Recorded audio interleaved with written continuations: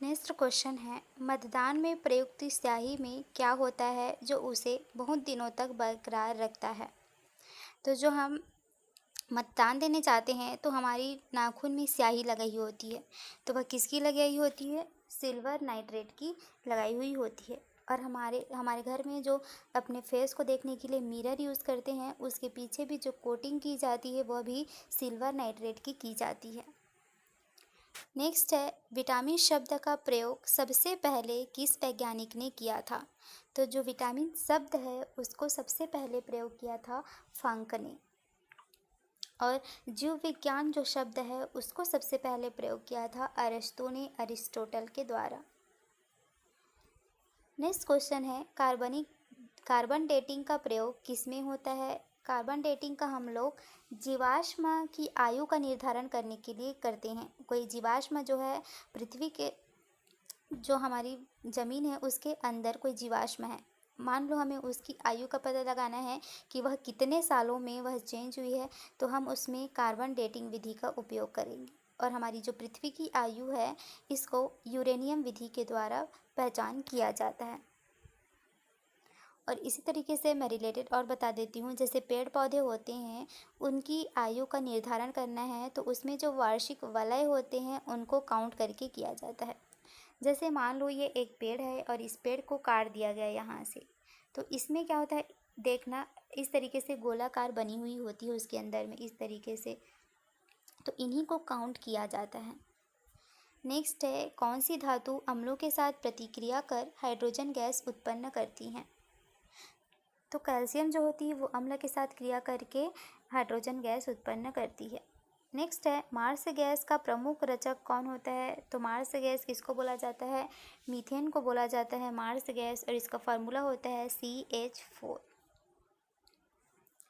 Next है, potassium dichromate के अम्लीय घोल में हाइड्रोजन सल्फाइड गैस को प्रवाहित करने पर घोल का रंग कैसा होता है। तो जैसे कि हमारे पास है पोटेशियम डाइक्रोमेट। अब पोटेशियम डाइक्रोमेट हमारे पास है तो उसके अम्लीय घोल में हम लोग हाइड्रोजन सल्फाइड गैस को अगर प्रवाहित करेंगे, उसमें से गुजारेंगे, तो उस घोल का कलर क्या हो जाएगा? हरा कलर हो जाएगा। इसको याद रखेंगे, क्या है? पोटेशियम डाइक्रोमेट है जिसमें हाइड्रोजन सल्फाइड गैस गुजार रहे हैं, तो वह कौन सी कलर की हो जा रही है? हरे रंग की हो जाएगी। नेक्स्ट है, खाना पकाने के लिए विशेष रूप से निर्मित चिपचिपाहट रहित बर्तनों में किसका लेप किया जाता है। तो आजकल मैक्सिमम रूप से जो टेफ्लॉन की बर्तनें हैं उसका उपयोग किया जाता है, जिसको कि हम लोग नॉन स्टिक बर्तन भी बोलते हैं, जिसमें चिपकता नहीं है और तेल जो होता है वह क्या होता है? कम लगती है। तो वह किसकी बनी हुई होती है? जो नॉन स्टिक बर्तन होती है वो टेफ्लॉन की बनी हुई होती है। नेक्स्ट क्वेश्चन है, हवाई अड्डों में विमान चालकों को संकेत देने के लिए किस लैंप का प्रयोग किया जाता है। तो उसमें नियॉन लैंप का प्रयोग किया जाता है। नेक्स्ट है, मनुष्य की लार की प्रकृति क्या होती है। जो मनुष्य की लार होती है, हमारे मुंह में जो लार पाई जाती है, जो खाना पचाने में सहायक भी होती है, और लार में एक हार्मोन आता है टाइलिन हार्मोन, ठीक। तो ये जो हमारी लार है वो कैसी होती है? तो ये क्या होती है? थोड़ी क्षारीय प्रकृति की होती है। नेक्स्ट है, अमलगम बनाने के लिए क्या ज़रूरी होता है। तो जो पारा होती हैं वो धातुओं से क्रिया करके क्या बनाती है? अमलगम बनाती है। तो पारा ही होता है जो अमलगम बनाता है, इसलिए पारा आवश्यक होता है।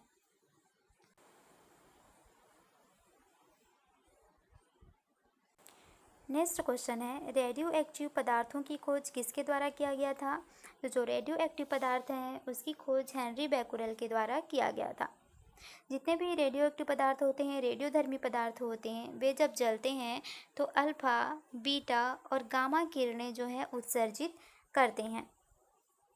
नेक्स्ट है, हाइड्रोजन बम किस सिद्धांत पर आधारित है। तो जो हाइड्रोजन बम है उस पर क्या होता है? नाभिकीय संलयन की अभिक्रिया होती है। यहीं पर मैं बताती हूँ, जो परमाणु बम होता है तो परमाणु बम किस में क्या होता है? उसमें होता है नाभिकीय विखंडन। और जितने भी सूरज हो गए, तारे हो गए, उनमें भी क्या होती है? नाभिकीय संलयन होती है। नेक्स्ट है, आँख के रेटिना में बनने वाला प्रतिबिंब कैसा होता है। तो हमारी आँख की रेटिना पर प्रतिबिंब बनता है। तो इस रेटिना पर जो प्रतिबिंब बनता है वह कैसा होता है? वास्तविक होता है, लेकिन उल्टा होता है। अभी हमारी आँख में इसका जो प्रतिबिंब है वह उल्टा होता है, तो फिर हमें वस्तु सीधी कैसी दिखाई देती है? तो चलिए इसका प्रोसेस जानते हैं। जैसे मैंने कोई वस्तु को देखा, तो वह उसकी जो प्रतिबिंब बनेगी मेरी आँख की रेटिना पर क्या बनेगी? उल्टा बनेगा। तो मेरी आँख तक वो वस्तु मुझे उल्टी दिखाई देगी, लेकिन जैसे ही मेरी मस्तिष्क में वो जाएगी, मस्तिष्क क्या करेगा? उस वस्तु के प्रतिबिंब को रोटेट करेगा और सीधा कर लेगा। उसके पश्चात हमें जो भी वस्तु जैसी ओरिजिनल है वैसी हमें सीधी दिखाई देने लगती है। ठीक है।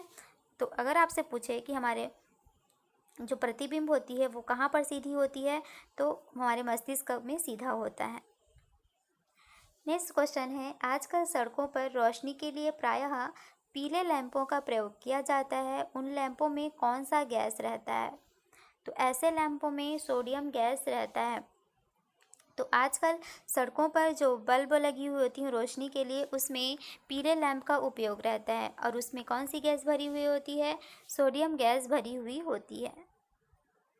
सोडियम गैस इसलिए इसका उपयोग करते हैं क्योंकि जब बारिश होती है तो इसके प्रकाश को विक्षेपित नहीं करती है, वह काट नहीं सकती इसको, इसलिए इसका उपयोग किया जाता है। नेक्स्ट है, ध्वनि की तीव्रता मापने का मात्रक क्या है? तो हमें ध्वनि की जो तीव्रता होती है उसको डेसिबल में मापते हैं। जैसे मैं अभी बोल रही हूँ, मतलब मैं भी किसी डेसिबल में बोल रही हूँ। मान लो मैंने 40 डेसिबल में बात कर रही हूँ, तो इसी तरीके से जैसे कोई कारखाना है, वहाँ पर मशीन लगी हुई होती है, तो उस मशीन से कितनी आवाज़ आ रही है उसको मापने के लिए भी हम लोग किसका उपयोग करते हैं? डेसिबल का उपयोग करेंगे। नेक्स्ट है, सूर्य और तारों में ऊर्जा का स्रोत क्या है? तो सूर्य और तारों में ऊर्जा का जो स्रोत होता है वह क्या होता है? नाभिकीय संलयन होता है।